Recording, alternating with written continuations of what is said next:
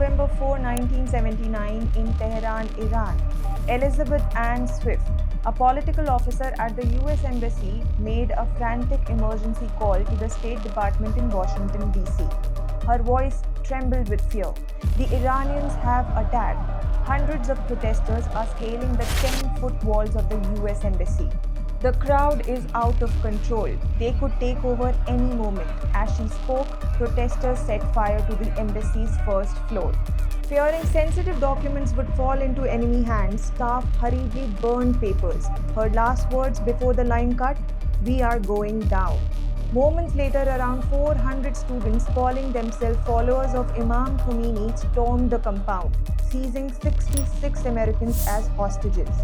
Blindfolded and bound, they were paraded through Tehran's streets amid chants of "Death to America." The world watched in horror as this superpower was humiliated. What led to this crisis? How did it last 444 days? And how was it resolved?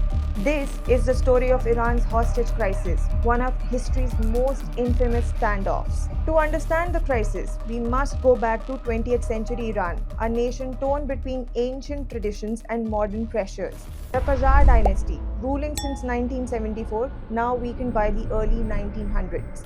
In 1925, military officer Reza Shah Pahlavi seized power, launching rapid modernization. Railways, schools, industries, and secular reforms like banning the wheel for women. But his authoritarianism alienated tribal leaders and clerics. Foreign powers loomed large. Britain controlled Iranian oil through Anglo-Persian Oil Company, exploiting vast reserves while poverty gripped the people. The Soviet Union eyed Iran too.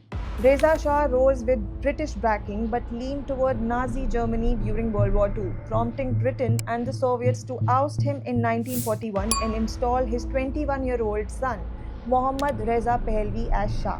The young Shah inherited a fractured land plagued by tribal divisions, colonial meddling, and economic woes.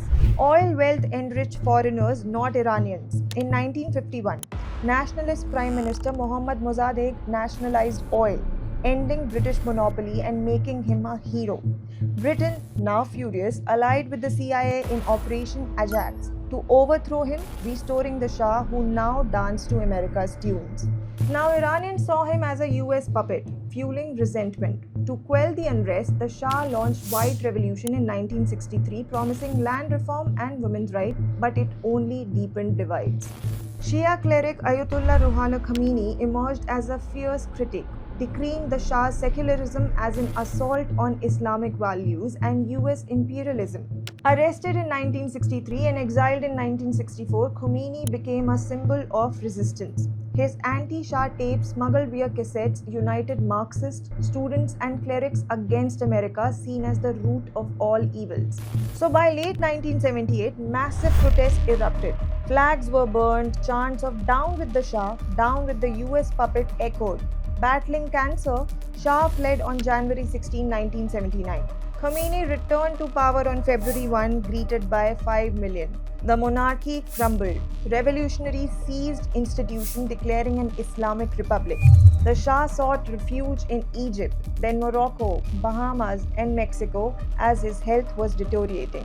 Initially wary of backlash, US President Jimmy Carter relented in October 1979 under pressure from figures like Henry Kissinger, allowing medical treatment in America. While Tehran exploded in rage, "Death to America," Khomeini's government demanded extradition. Carter refused.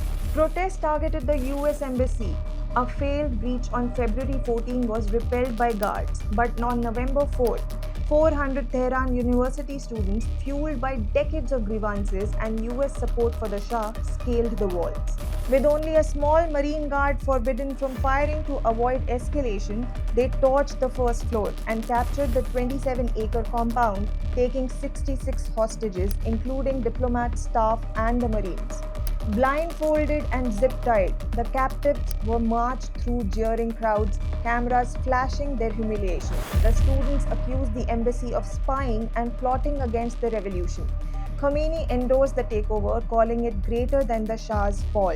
After days, 13 hostages, including women, African Americans, and non-Americans, were released by November 17. Another for health reasons followed, leaving behind only 52. The rest endured blindfolds, isolation in scattered safe houses, mock executions, gun to head interrogations about CIA activities, and psychological torment. The world fixated on nightly news. What would America do? Carter tried diplomacy first, negotiating with the provisional PM, Mehdi Barzargan, but he resigned on November 6 amid Khomeini's rising sway. Ex-Attorney General Ramsey Clark was rebuffed. Pressure mounted. 1980 elections loomed, the crisis defining Carter's weak image. He froze $12 billion in Iranian assets, banned oil imports, expelled 183 Iranian diplomats, and rallied the UN for sanctions. Iran severed ties. Khomeini, now supreme leader, dug in. Amid all this, a secret success happened. 6 diplomats, Robert Anders, Cora Lyjak, Mark Lyjak, Joseph Stafford, Kathleen Stafford, and Lee Schatz, escaped via a side exit and hid with Canadian diplomats John Sherdown and Ken Taylor. CIA operative Tony Mendez devised Argo, a fake Hollywood sci-fi film crew scouting locations in Iran. With prosthetic artist John Chambers, they created Studio 6 production, office, script, hero saving the refugees, posters and ads in Variety. Canadian passports issue in January 1980. Mendez and Julio arrived January 25, training the group in film jargon and roles. On January 27, they passed airport scrutiny, fake visas scrutinized but cleared, and flew to Switzerland celebrating with champagne. Canada closed its embassy. Taylor earned a Congressional Gold Medal. Success stayed secret to protect allies. But the 52 endured. Diplomacy stalled. Domestic fury grew. Iran threatened to burn the embassy if attacked. By April 1980, a desperate Carter greenlit Operation Eagle Claw, Delta Force's debut under Charlie Beckwith. 8 RH-53 helicopters and 6 C-130s would rendezvous at Desert 1, 200 miles away from Tehran for refueling, then raid Desert 2 for extraction with CIA support. But what happened? Sandstorms crippled it. Only 5 helicopters arrived.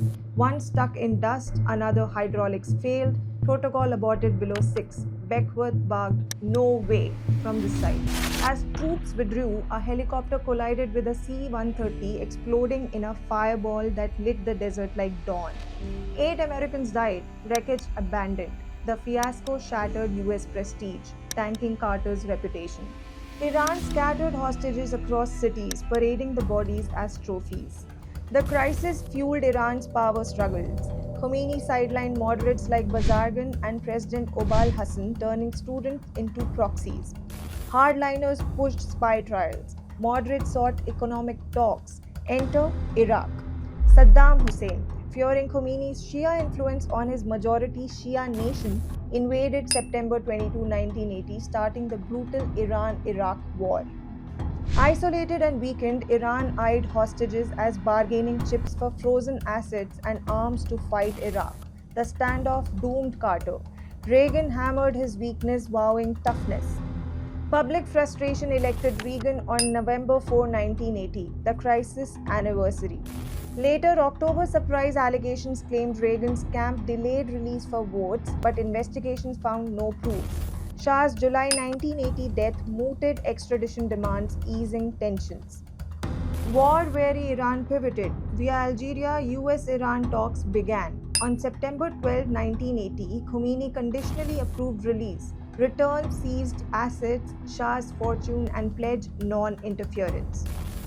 The Algiers Accords was signed on January 19, 1981, which was Carter's last act.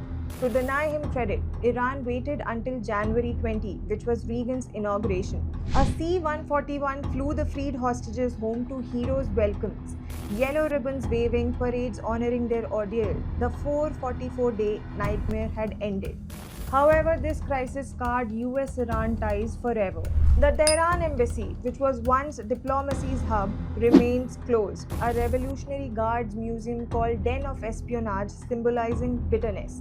Rooted in the 1979 Islamic Revolution, the world's only monarchy to theocracy uprising, it reshaped the Middle East, birthing enduring tensions. From puppet Shah to hostage hell, it showed how revolutions devour alliances and how superpowers stumble.